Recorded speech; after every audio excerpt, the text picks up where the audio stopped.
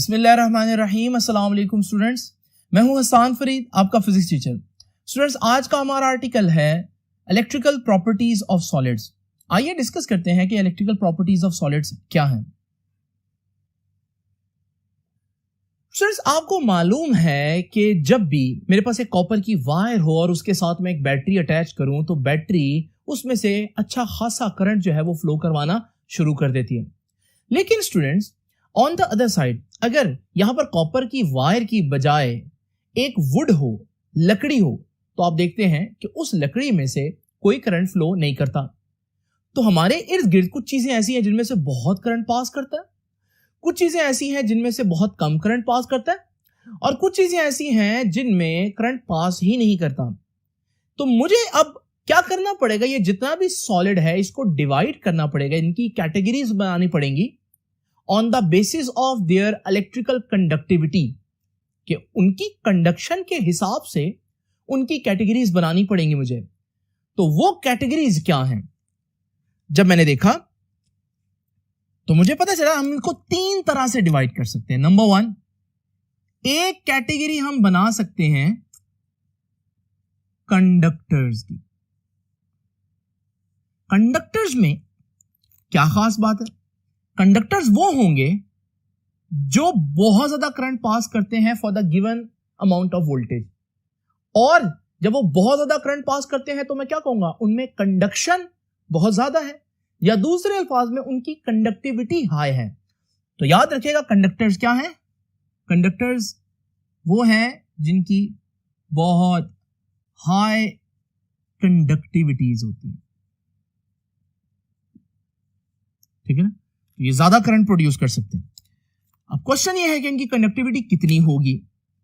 तो इनकी कंडक्टिविटी की जो रेंज है वो सुन लीजिए, रेंज ऑफ कंडक्टिविटी होती है of the order of 10 raise to the power 7।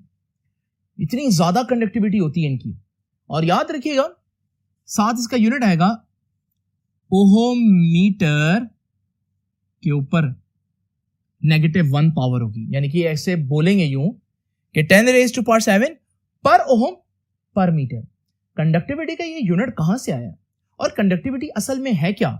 ये आर्टिकल मैंने चैप्टर नंबर 13 में, जहां स्पेसिफिक रेजिस्टेंस और रेजिस्टिविटी को डिस्कस किया था, वहां ये बताया था। तो अगर आप इसको डिटेल में जानना चाहते हैं, ये आप लेक्चर जरूर देखें। लेकिन अभी के लिए आप लोगों को सिर्फ इतना पता होना चाहिए कि जब मैं बोलता हूं ना किसी चीज की कंडक्टिविटी बहुत ज्यादा है, इसका मतलब उसमें से गिवन वोल्टेज पर बहुत ज्यादा करंट पास करता है।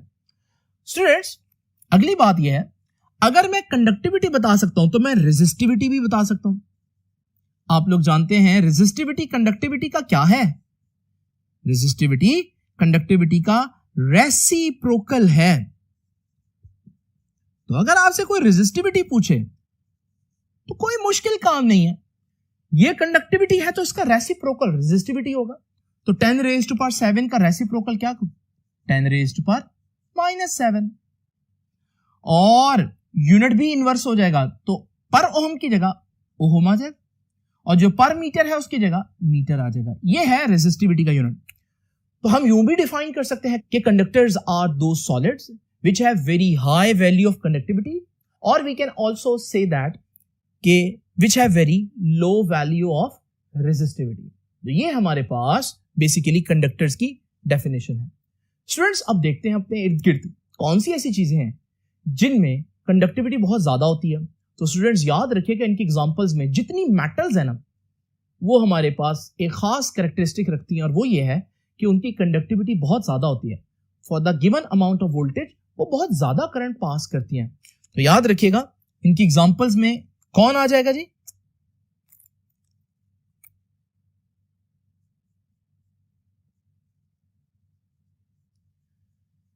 तो एग्जांपल्स में मेटल्स आ जाती हैं, और मेटल्स में जिसमें मैं बेस्ट बता देता हूं, कॉपर, सिल्वर, गोल्ड। ये तीन मेटल्स जो है ना, ये बेस्ट कंडक्टर, टॉप 3 कंडक्टर्स में आती हैं। यही वजह है स्टूडेंट्स, आप जितनी भी वायरिंग करते हैं अपने इर्द गिर्द देखते हैं, उसमें कौन सी वायर यूज होती है? कॉपर की वायर यूज होती है। अगर आप पंखे को खोलें तो उसके अंदर जो मोटर के ऊपर वाइंडिंग है वो कॉपर की वायर होती है। तो कहीं पर भी आप देखेंगे घर में आपको कॉपर की वायर नजर आएगी। इसी तरह से स्टूडेंट्स, ये हमारे पास जो गोल्ड है, अक्सर कंडक्टिविटी को इंक्रीज करने के लिए हम प्रोसेसर वगैरह, मदरबोर्ड्स वगैरह में जो कनेक्शन लगाते हैं वो बेसिकली गोल्ड के होते हैं और सिल्वर के भी हो सकते हैं। तो जहां पर हमें कंडक्टिविटी बहुत ज्यादा चाहिए होगी वहां पर हम इन मेटल्स में से या कोई और मेटल जिसमें ऐसी प्रॉपर्टीज हो वो यूज करेंगे। तो ये तो हो गया थोड़ा सा तारुफ कंडक्टर्स के बारे में। आपको पता चल गया कि कंडक्टर जो हैं वो हमारे पास वो चीजें हैं जो बहुत ज्यादा करंट पास कर सकती हैं। नेक्स्ट चीज क्या है स्टूडेंट्स, मेरे पास एक ऐसी कैटेगरी फिर बनती है जिन्हें मैं कहूंगा नॉन कंडक्टर। इनका एक और नाम भी हम दे सकते हैं और वो है इंसुलेटर। अब जैसे कि कंडक्टर्स वो हैं जिनकी कंडक्टिविटी बहुत ज्यादा है, तो नॉन कंडक्टर्स वो होंगे वेरी लो कंडक्टिविटी, यानी जब हम एक गिवन वोल्टेज इनको देते हैं तो इनमें से इतना करंट पास नहीं करता। अब इनकी कंडक्टिविटी कितनी होगी स्टूडेंट्स, याद रखिएगा, इनकी रेंज ऑफ कंडक्टिविटी बता देता हूं।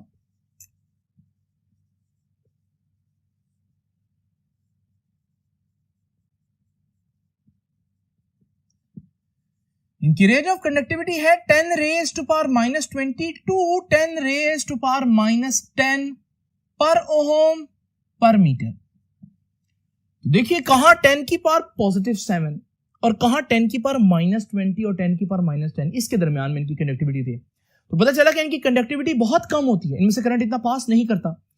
और अगर मैं रेंज ऑफ कंडक्टिविटी बता सकता हूं तो डेफिनेटली मैं रेंज ऑफ रेजिस्टिविटी भी बता सकता हूं, क्योंकि resistivity is just the reciprocal of conductivity. तो अगर रेजिस्टिविटी की कंडक्टिविटी ये है तो रेजिस्टिविटी कितनी होगी 10 रेज टू पावर 10। देखो -10 को +10 कर दिया, पावर पॉजिटिव कर दिया, और ये -20 को पावर +20 कर दिया, और यूनिट में जो -1 आ रहा था वो भी हटा दें, उसको भी +1 कर दें। तो ये है रेंज ऑफ रेजिस्टिविटी। तो इसका मतलब what are non conductors? So how can you define non-conductors or insulators? Insulators are those solids which has very low conductivity or very high resistivity. अब स्टूडेंट्स अपने इर्द गिर्द अगर हम देखें तो कहां पर हमें नॉन कंडक्टर्स नजर आएंगे? स्टूडेंट, जिस तरह से कंडक्टर्स इंपॉर्टेंट है, करंट का फ्लो इंपॉर्टेंट है, बिल्कुल इसी तरह से करंट के फ्लो को रोकना भी बड़ा इंपॉर्टेंट है, वरना तो हर वक्त हर शख्स को करंट ही लगता रहे। तो शॉक से बचने के लिए हम इनको यूज करते हैं। तो याद रखिएगा, आपको अक्सर कहा जाता है कि लकड़ी में से करंट नहीं पास कर सकता। इसी तरह आपको यह कहा जाता है कि प्लास्टिक में से और रबर में से करंट नहीं पास कर सकता, इसलिए जब भी आप कपड़े इस्त्री करें तो रबर के जूते या प्लास्टिक के जूते जरूर पहने। तो इसका मतलब इनकी जो टिपिकल एग्जांपल्स है नॉन कंडक्टर्स की वो क्या है?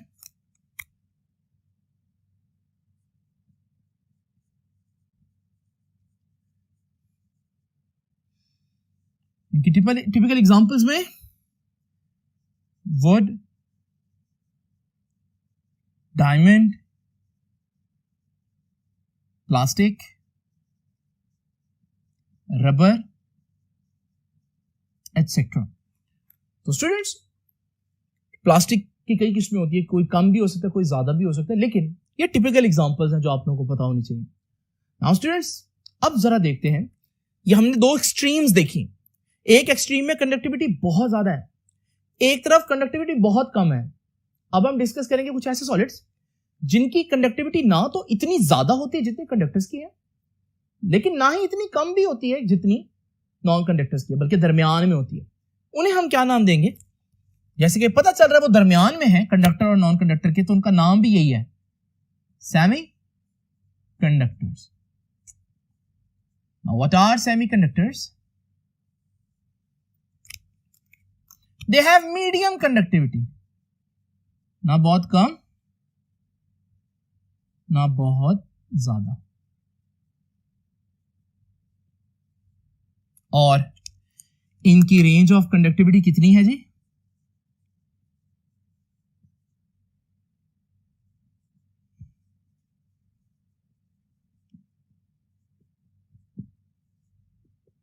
10 raised to the power -6 to 10 raised to the power -4 per ohm per meter।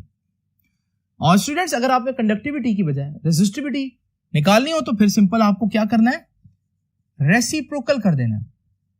तो रेंज ऑफ रेजिस्टिविटी, तो 10 की पावर -4 का रेसिप्रोकल 10 की पावर 4, 10 की पावर -6 का रेसिप्रोकल 10 की पावर 6, और इस यूनिट का भी रेसिप्रोकल सिर्फ ओम मीटर आ जाएगा। स्टूडेंट्स इनमें कौन सी चीजें आ जाती हैं, इनमें आपके पास जो आपका पीरियोडिक टेबल है, केमिस्ट्री में आप लोगों ने पढ़ा, उस पीरियोडिक टेबल में जो 4th ग्रुप है, उस ग्रुप में आप देख रहे हैं सिलिकॉन है, जर्मेनियम है, ये सेमीकंडक्टर्स हैं। तो याद रखिएगा इसकी एग्जांपल्स में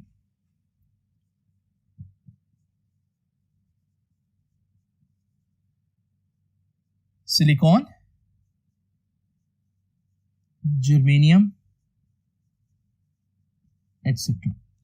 स्टूडेंट्स ये चीजें हमें कहां दिखती हैं, आप लोग जितना भी इलेक्ट्रॉनिक इक्विपमेंट देखते हैं, फॉर एग्जांपल ये जो मेमोरी कार्ड है, इस मेमोरी कार्ड के ऊपर ये जो चिप है, बेसिकली ये चिप जो है वो सिलिकॉन से बनी होती है। इस तरह आपके कंप्यूटर के अंदर जितनी भी चिप्स हैं वो सिलिकॉन या उसके कंपाउंड से मिलकर बनी होती हैं। तो स्टूडेंट्स ये वो 3 कैटेगरीज हैं जो आप लोगों को पता होनी चाहिए इलेक्ट्रिकल प्रॉपर्टीज के लिहाज से। मैंने जितना भी सॉलिड है उसको 3 कैटेगरीज में डिवाइड कर दिया। लेकिन स्टूडेंट्स क्वेश्चन अब ये उठता है कि ये 3 डिफरेंट बिहेवियर्स क्यों? पहले इसको एक्सप्लेन किया था बोहर ने अपनी फ्री इलेक्ट्रॉन वाली थ्योरी से। वो कहता था कि जिस चीज के पास फ्री इलेक्ट्रॉन हो वो अच्छे कंडक्टर्स होते हैं। लेकिन हमने देखा कि बोहर की थ्योरी इतनी कंसिस्टेंट नहीं है।